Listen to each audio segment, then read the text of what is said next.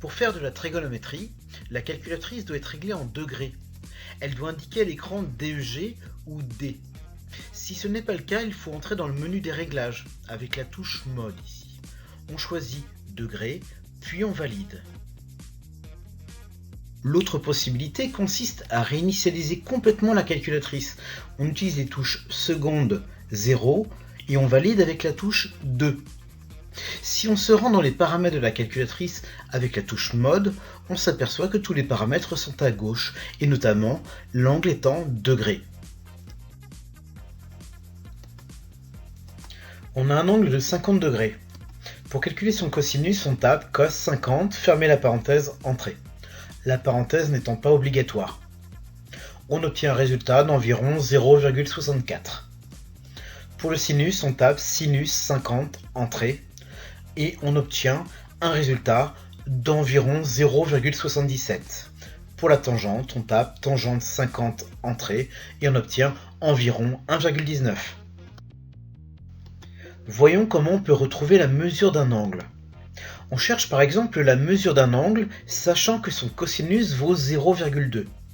Pour cela, on va taper seconde cos 0,2, fermez la parenthèse, entrée. À la calculatrice, il va s'afficher arcos entre parenthèses 0,2, mais sur d'autres modèles de calculatrice, ça peut être cos-1 0,2. On obtient alors un résultat d'environ 78,46, donc l'angle cherché mesure environ 78,46 degrés. On cherche maintenant un angle dont le sinus est 0,725. On tape à la calculatrice seconde sinus 0,725 entrée, et la calculatrice nous affiche arcsin 0,725, mais sur d'autres modèles, ça peut être sinus-1 0,725. On obtient 46,47 environ, c'est-à-dire que l'angle cherché mesure environ 46,47 degrés. On cherche maintenant la mesure d'un angle dont la tangente vaut 12,4. Avec un cosinus ou un sinus, ce serait impossible puisqu'ils sont entre 0 et 1, mais une tangente peut être plus grande que 1. On tape alors la suite de touches, seconde tangente 12,4, entrée.